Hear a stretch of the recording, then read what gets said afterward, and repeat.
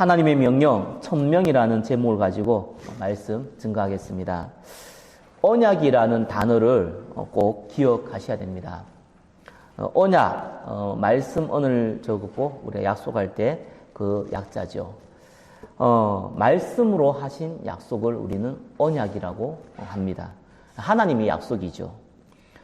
창세기 그 15장에 보니까 아브라함과 이 하나님이 약속하는 언약하는 장면이 나옵니다.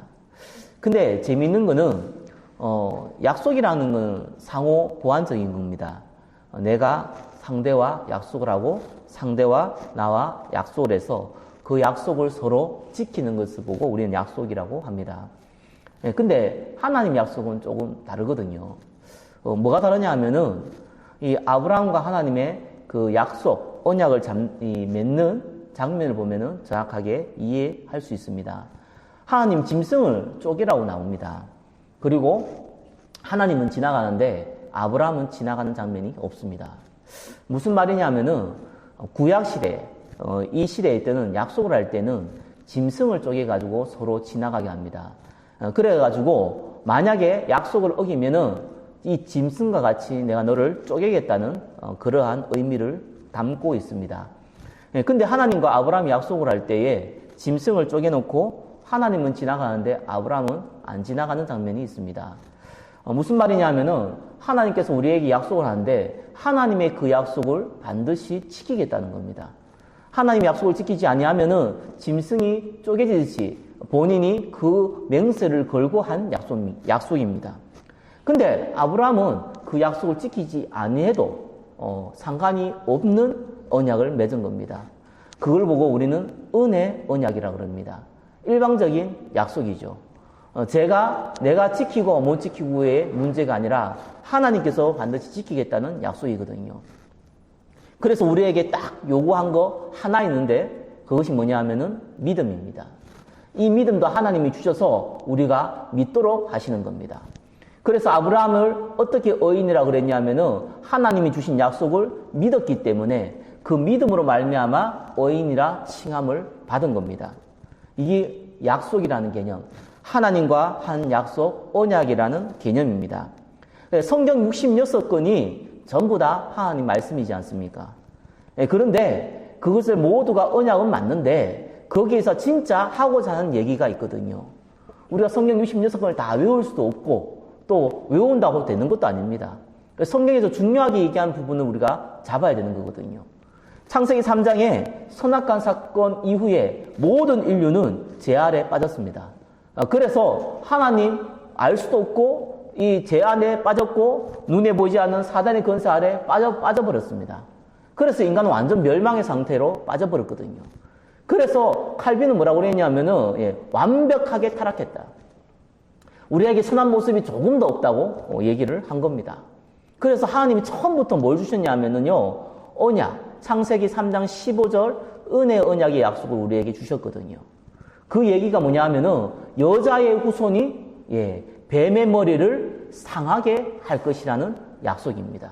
그걸 보고 은혜 언약이라고 얘기합니다. 그래서 저와 여러분이 조금 기억을 하셔야 됩니다. 그 약속을 이루기 위해서 이 구약은 설명되어져 있는 겁니다. 그 구약의 완성을 하나님께서 이 예수 그리스도를 통해서 완성시키신 겁니다. 그래서 예수 그리스도는 헬라어고 메시아는 히브리어거든요. 같은 단어입니다. 이 구약 전체는 무슨 얘기냐? 창세기 3장 15절에 여자의 후손이 올 것인데 메시아가 오실 것인데 이 메시아가 어떻게 오실 것이고 어떤 일을 하실 것을 예언한 그 성경이 구약 성경 전체의 핵심입니다. 그래서 예수님께서 약속대로 이 땅에 오셨거든요. 그래서 그분이 십자가에 죽으시고 3일 만에 부활하신 겁니다. 2000년 전에 십자가에 죽으시고 부활하신 그 예수님이 바로 메시아라는 그 약속이거든요. 자, 그 언약을 보고 우리는 갈보리산 언약이라고 합니다. 갈보리산에서 십자가에서 죽음을 당했다고 해서 우리는 갈보리산 언약이라고 얘기합니다. 그 십자가의 죽으심을 말미암아 우리의 모든 문제, 하나님 떠난 문제, 이 죄 아래 빠진 문제, 사단의 종된 문제를 다 해결하셨다. 그래서 그 언약을 보고 갈보리산 언약이라고 얘기를 하거든요. 자, 이 부활하신 예수님께서 승천하기 전에 40일 동안 감람산이라는 곳에 가서 하나님 나라를 설명했어요. 다른 얘기를 한 게 아니고 하나님 나라를 설명했거든요. 구원받은 자가 무엇을 마음에 담고 살아가야 되는지를 알려주신 언약이에요. 그것도 40일 동안, 승천하기 40일 동안 집중해서 설명했던 그 언약이 그 하나님 나라에 대한 약속이에요. 그래서 감람산에서 했다고 해서 그 언약을 보고 감람산 언약이라고 합니다. 자, 그리고 예수님이 승천하셨는데 승천하기 전에 한 가지 약속을 하셨습니다. 예루살렘을 떠나지 말고 내가 약속한 것을 기다리라 그랬어요. 그러면서 오늘 읽었던 본문 사도행전 1장 8절 말씀이 나오는 겁니다. 오직 성령이 너희에게 임하시면 너희가 권능을 받고 예루살렘과 온 유대와 사마리아와 땅끝까지 이르러 내 증인이 되리라, 이 약속이 나온 겁니다. 이 약속을 잡고 120명의 제자들이 마가라는 집에 있는 다락방에서 기도를 하기 시작했습니다. 그래서 그 언약을 보고 마가 다락방 언약이라고 합니다. 그래서 일어난 사건이 오순절의 사도행전 2장의 사건이죠. 자, 갈보리산 언약이 뭡니까? 예수님 십자가에 죽으시고 부활해서 모든 문제를 해결했다는 것이 갈보리산 언약이에요. 자, 이 사실을 믿고 구원받은 자가 이제는 무슨 마음을 품고 살아가야 되는지 그 약속, 하나님 나라에 대한 약속을 보고 감람산 언약이라고 그러고요. 이 약속을 붙잡고 집중했을 때 일어나는 성령의 역사 보고 마가다락방 언약이라고 얘기합니다. 자, 이 중요한 이 세 가지 언약, 이 언약이 바로 하나님의 명령이거든요. 그 명령을 우리 마음에 담고 있느냐, 그렇지 않냐가 사실상 저와 여러분의 신앙생활에 모든 것을 좌우하기 시작합니다. 구원받은 자가, 하나님의 이 자녀가 하나님이 약속하신 이 언약을 마음에 어떻게 담았냐에 따라서 저와 여러분의 미래가 좌우되기 시작하는 겁니다. 예수 믿는데, 교회 다니는데 어떤 사람 만나보면요, 하나님 약속에 대해서는 관심 없어요. 그래서 흔히 얘기합니다. 요즘 바쁘대요. 바빠서 요즘 교회 잘 못 나간다 그래요. 요즘 조금 집에 일이 좀 있어가지고 요즘 좀 신앙생활이 힘들다고 얘기해요. 너무너무 다른 일이 많아가지고 요즘은 기도도 잘 못한다고 얘기를 합니다. 유신적으로 얘기하면은 바빠가지고 힘든 일이 있어서 나는 아무것도 안 먹는다 하고 똑같거든요. 그러니까 이게 말도 안 되는 소리를 자기도 모르게 하고 있습니다. 무슨 말입니까? 하나님이 하신 약속은 관심이 없거든요. 내가 하나의 종교예요. 그냥 내가 교회 가든지, 천주교 가든지, 성당 가든지, 절간 가든지, 그냥 그 많은 것 중에 내가 하나를 다니고 있는데, 요즘 내가 신경 쓸 게 없어가지고 못 간다는 얘기예요. 무슨 말입니까? 하나님 약속은 자기하고 관심 없다는 거예요. 내하고 아무 상관이 없다는 거예요. 하나님은 이 약속을 반드시 지키는데, 내가 여기에 대한 믿음이 전혀 없다는 얘기거든요. 그래서 제가 농담 같은, 진담 같은 농담을 한번 해봅니다. 그러면요, 안 바쁘도록 한번 제가 기도를 한번 해드릴까요? 라고 합니다. 그럼 또 그건 싫대요. 그건 싫답니다. 안 바쁘면 망하는 거잖아요. 솔직히 또 코미디 같은 일이지만 그게 현장에 예수 믿는 많은 사람들의 실제적인 모습입니다. 또 어떤 사람은요, 약속은 잡았는데 잘못된 약속을 잡았어요. 하나님이 주신 약속이 아니라 잘못된 거 잡았어요. 또 약속을 하다 보니까 성취되어진 거 있잖아요. 하나님이 보너스를 주는 그 응답들을 그걸 잡았어요. 기도하면요, 만사형통이 되어지고 잘 먹고 잘 살고 내 자녀가 잘 되고 내 일이 잘 되고 내가 인생에서 행복해지고 어려움도 없고 이런 일이 될 거예요 라는 믿음을 가지고 기도합니다. 그것도 믿음이지만 성경에는 그 얘기가 없어요. 성경에는 그렇게 약속한 하나님의 말씀이 없어요. 오히려 그렇게 하지 말라 그러거든요. 마태복음 6장에 보면은 너희는 불신자가 아니다. 이방인들이 아니다. 그래서 쓸데없는 기도하지 말라. 무엇을 먹을까, 무엇을 입을까, 그런 거 기도하지만, 그거는 불신자들이 하는 거 아니냐. 저는 우상숭배하는 사람들이 하는 거 아니냐. 저거는, 귀신 섬기는 사람들이 하는 거 아니냐. 너희는 구원받은 하나님의 자녀인데 왜 그런 기도를 하느냐. 하나님께서 덜에 핀 백합도 입히시는데 하물며 구원받은 너희를 내가 가만히 놔두겠냐. 먹이지 않겠냐. 입히지 않겠냐. 예, 그런 얘기는 있어도 그거 놓고 기도하라는 얘기가 없어요. 하나님께서 이 복음 가진 사람들 통해서 축복, 육신적인 축복도 주신 그런 결과는 있어도 그거 놓고 기도하는 적이 없거든요. 그거 자꾸 붙잡고 있는 거예요. 그러면은 하나님 약속은 성취되는데 그 약속을 하나님 주신 게 아니잖아요. 성취가 안 되는 게 정상이에요. 어떤 사람은요, 막 신비한 체험을 하기를 원해요. 하나님께서는 이 영적인 은사를 주셔서 우리는 신비한 체험을 하기도 하시거든요. 그건 결과잖아요. 어떤 사람에게는 특별히 심성이 좀 약한 사람들 있잖아요.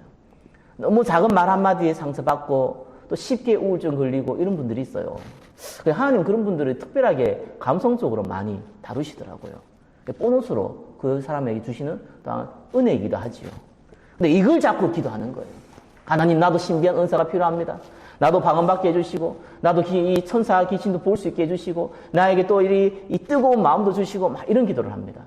성경이 약속한 적이 없어요. 하나님이 필요에 따라서 주실 수 있는데 그걸 약속한 적이 없어요.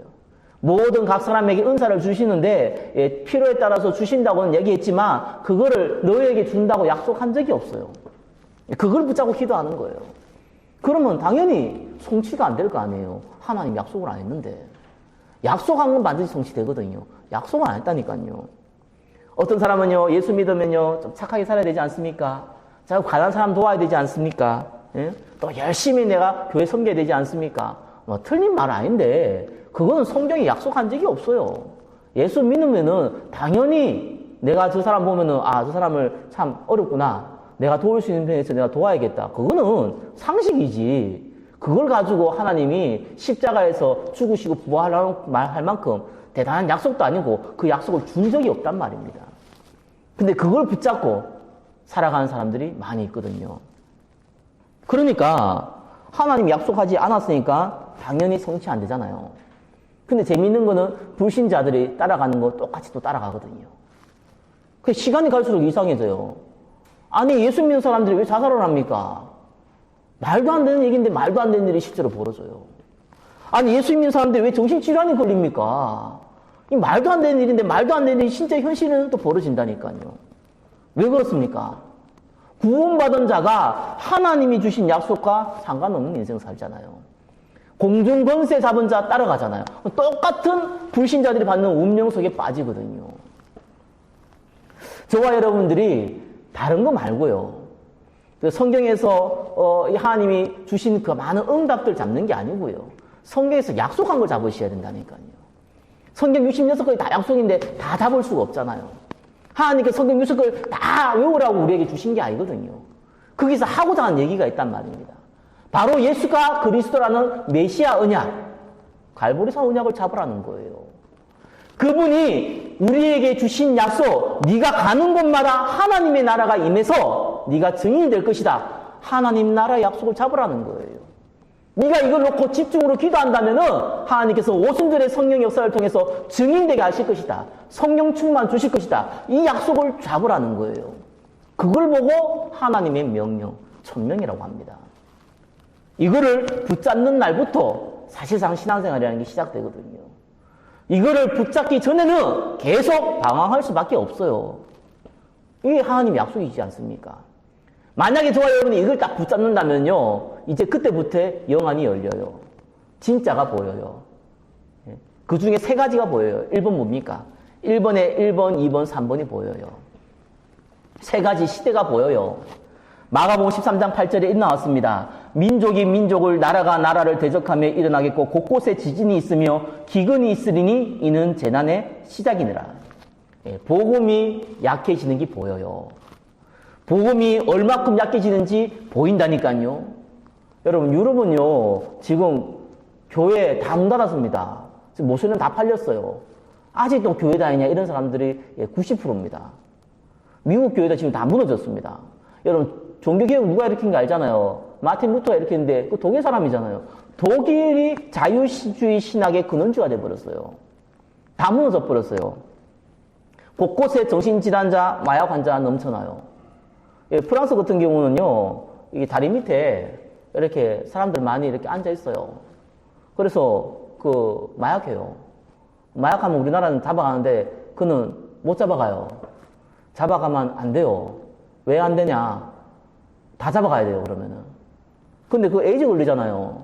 그래가지고 아침마다 주사기, 예, 시에서 갖다 줘요. 그 정도 됐어요. 모든 사람이 그러냐? 그런 건 아니에요. 물론 소수예요. 소수지만 그게 문화화됐어요. 미국 같은 동성애가 아예 이제는 합법화됐어요. 나는 동성애도 아니고, 나는 마약도 안 하고, 뭐 내하고 상관있냐? 그렇습니까? 우리 주변의 사람들이 영향을 받고, 우리 후대가 영향을 받고, 우리 가족이 영향을 받는데, 내가 지금 당장 아니면 아무 상관이 없습니까? 이게 안 보입니까? 지금 일본이나 대만 같은 경우는 지금 한 집 이상의 정신질환자가 있는데, 그거 안 보입니까?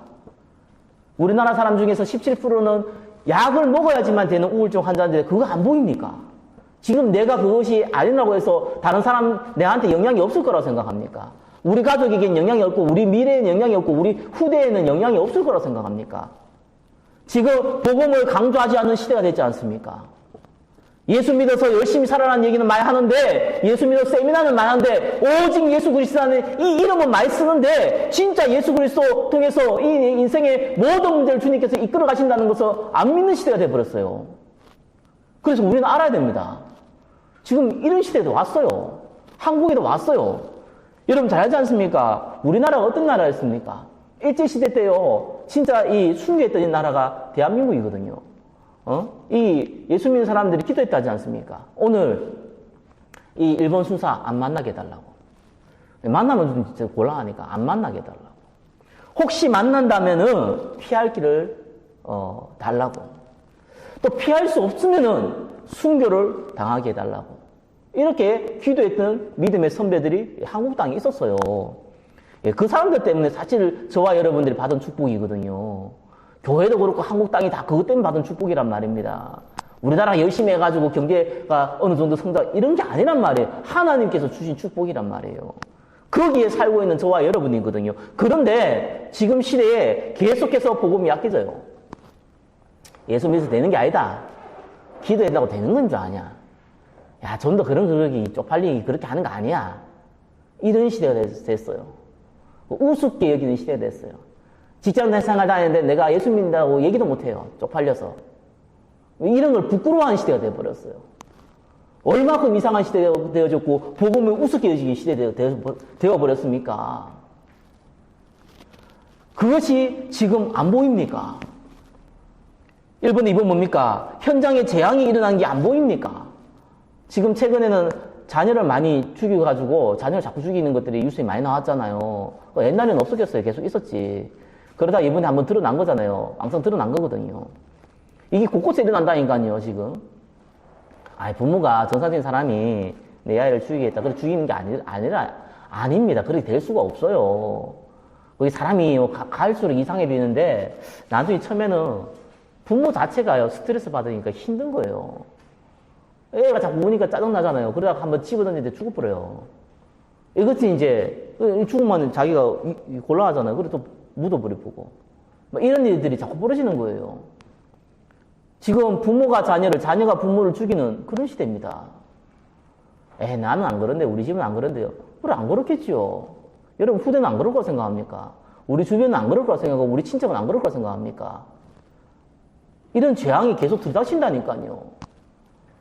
일본에 한번 보니까 우상과 전쟁 시대 계속 일어나잖아요. 곳곳에 전쟁이 일어나잖아요. 저 러시아부터 시작해가지고, 그 중동부터 시작해가지고 계속해서 전쟁이 일어나고 곳곳에 전투 일어나잖아요. 한국 땅 안 잘 것 같습니까? 정말 한국 땅을 위해서 우리는 기도해야 돼요. 저 김정은 지금 진짜 이 또라이 같은 이 인간이요. 잘못 움직이면은 진짜 골치 아픈 일이 벌어져요. 진짜 이 전쟁이 일어나요. 옛날처럼 전쟁이 일어나면 피난을 가는데 지금은 피난 가는 것 자체가 웃겨요. 피난 못 가요. 일하자마자 다 끝나요. 그런 시대가 왔어요. 예, 이거는 성경에는요, 세상 사람들은 과학이 발전하면 유토피아가 될 거라고 얘기하지만 성경은 반대로 얘기합니다. 계속 재앙이 일어난다 그래요. 계속 전쟁이 나고 곳곳에 기근이 일어난다고 얘기합니다. 특별히 복음이 약해진 곳부터, 특별히 복음이 없어진 곳부터, 특별히 복음이 무시되어진 곳부터 그 일이 벌어져요. 이번 봅시다. 그래서와 여러분들이 하나님의 명령 담으셔야 돼요. 갈보리산 언약, 감람산 언약, 마가다락방의 언약을 잡으셔야 돼요. 그걸 세 단어로 얘기하면 뭡니까? 성령 내주, 성령 인도, 성령 충만이에요. 이거 잡으셔야 됩니다. 성령 내주가 뭡니까? 하나님이 저와 여러분을 절대로 떠나지 않는다는 거예요. 문제, 사건 상관없다는 거예요. 절대로 구원받는 자는 망할 수가 없어요. 망한다는 것 자체가 말이 안 돼요. 그럴 수가 없다니까요. 구원받은 하나님의 자녀는요, 그 믿음 가지고 있으면 돼요. 하나님은 그 증거로 임마누엘 축복 주세요. 다윗이 그 축복 받으니까 자기가 죽음 앞에서도 내 여호와는 나의 목자시니 내가 부족함이 없다라는 고백이 나오는 거예요. 이걸 믿으시기 바랍니다. 약속은요, 믿는 거예요. 예, 하나님과의 약속은 지키는 게 아니라 믿는 거라니까요. 믿으면 다 드러나요. 그게 증거로 나타납니다. 그러면 증인되는 거예요. 성령 인도예요. 이건 방법이에요. 여러분, 무슨 일을 하든지 간에요, 성령 인도 받도록 몸부림치셔야 돼요. 바울은 자기가 선교사로 가야 될 거 본인이 알고 있음에도 불구하고 금식 기도하면서 성령 인도 받으려고 몸부림쳤어요. 왜 그렇습니까? 하나님의 정확한 인도. 저와 여러분이 하는 모든 일은 하나님의 인도가 없으면 세상 말로 헛짓거리가 됩니다. 우리 인생을 왜 그렇게 낭비합니까? 성령 인도. 그리고 절대로 여러분 그냥 증인 될 수 없어요. 하나님이 힘주셔야 돼요. 성령 충만. 이거를 저와 여러분이 천명으로 잡으시기를 예수 이름으로 축원합니다. 정말 잡으세요. 그러면은 믿음대로 돼요. 왜요? 이건 하나님이 약속했잖아요. 내가 너와 함께 있다고 약속했고, 내가 너를 인도하겠다 약속했고, 내가 너에게 성령 충만 주겠다고 약속을 했거든요. 그러니까 믿으면은 그 말씀이 성취되는 거예요. 다른 거 믿지 말고요. 하나님 돈을 주시겠지, 성공하게 하겠지, 그건 따라오는 결과지 하나님 주신 약속이 아니라니까요. 요셉이 이 언약을 믿으니까 총리를 만드신 것이지, 그 사람을 통해서 세계복음하기 위해서 총리를 만드신 것이지, 총리 되는 것이 하나님의 목적이 아니란 말입니다. 3번 말은 뭡니까? 예, 정 안 믿기면 성경에 나타난 증거를 보고 믿으시기 바랍니다. 많은 믿음의 선배들이 있습니다. 특별히 이스라엘 보고 여러분 정말 깨우치셔야 됩니다. 하나님이 이스라엘 통해서 메시아를 보내는 건 사실이지만 이스라엘이 지금도 재앙을 맞고 있는 것이 이스라엘이거든요. 구원받은 하나님의 백성이 재앙을 맞았어요. 성경에 크게 7가지 재앙이 나와요. 애국, 400년 동안 노예 생활을 당했거든요. 저와 여러분도 우리 선조들이 일본에 그 30몇 년 식민지 생활했다고 지금도 일본 문화, 일본 단어들이 우리 속에 배어 있잖아요. 400년 노예 생활했어요. 그것도 하나님 택한 백성이에요. 그러다 가나안 들어가가지고요, 그 백성들, 우상숭배하는 백성들 다 죽이라 했는데 종으로 삼았어요. 안 죽였어요. 화평했어요. 그래서 계속해서 전쟁이 일어났어요. 블레셋에서 맨날 얻어터지고 맨날 전쟁이 일어났어요. 그래서 그 재앙이 사사시대에 일어난 재앙이에요. 그리고 나중에 솔로몬 타락한 이후에 어떤 일이 벌어졌습니까? 아수르가 북이스라엘과 남유다가 나아졌는데 북이스라엘 다 멸망시켜버렸어요. 이런 재앙이 일어났어요. 조금 남은 이 남유다를 통해가지고 하나님은요, 바벨론의 포로로 바꾸어버렸어요. 포로로 팔려버렸어요. 성전 다 무너졌어요. 구원받은 하나님 백성이 다 무너져버렸어요. 그래서 믿음의 사람들을 또 회복시켰는데 이제는 로마에 숙국됐어요. 그러다가 예수님 십자가에 못 박았잖아요. 그리고 반란 일으켜가지고 로마가 이 이스라엘 사람들 다 죽이기 시작했잖아요. 그래가 전 세계에 흩어졌는데 1800년 동안 유리방황하면서 살았던 민족이 이스라엘 민족이에요. 그리고 대표적인 히틀러 통해가지고 학살당했던 민족이 이스라엘 민족이에요. 그게 재앙이잖아요. 하나님께서 왜 이 한 민족을 통해가지고 이런 재앙의 모습을 보여줬겠습니까? 똑같다니까요. 구원받은 하나님의 성도가 하나님의 언약과 전혀 상관없는 인생을 살 때 드러나는 증거. 3번, 2번 뭡니까? 반면에 히브리 11장에 있는 믿음의 유인들은 반대였어요. 성경에 이래 나옵니다. 세상이 감당하지 못하는 자. 세상이 감당이 안 돼요. 아니, 죽음을 두려워하지 않는 자를 누가 감당을 합니까? 이상하게 난 미치겠고 나는 죽어도 괜찮다 이런 소리 지르는 사람이 아니잖아요. 복음 위해서는 죽음 더 기꺼이 할 수 있는 사람. 예, 믿음의 사람. 이 증거거든요. 전 누가 그러더라고요. 당신이 순교할 일이 있으면 당신이 순교할 수 있겠냐? 묻더라고요. 솔직히 얘기하면 불가능해요. 내가 어떻게 칼에 목이 들어와가지고 IS는 잡혀가지고 목 자른다 그러는데 나는 예수님 믿겠다 목 잘라라 이렇게 얘기할 수 있겠습니까? 그 자체가요, 예, 이 교만이고 그 자체가요, 이 헛소리예요. 그런데 성경은 이래 나와요. 하나님이 너에게 할 말을 주겠다. 하나님이 너에게 힘을 주겠다. 그래서 순교는 그냥 하는 게 아니고요. 하나님이 힘을 줘서 하는 순교가 있어요. 예, 그게 가능하거든요. 그게 믿음의 사람이었어요.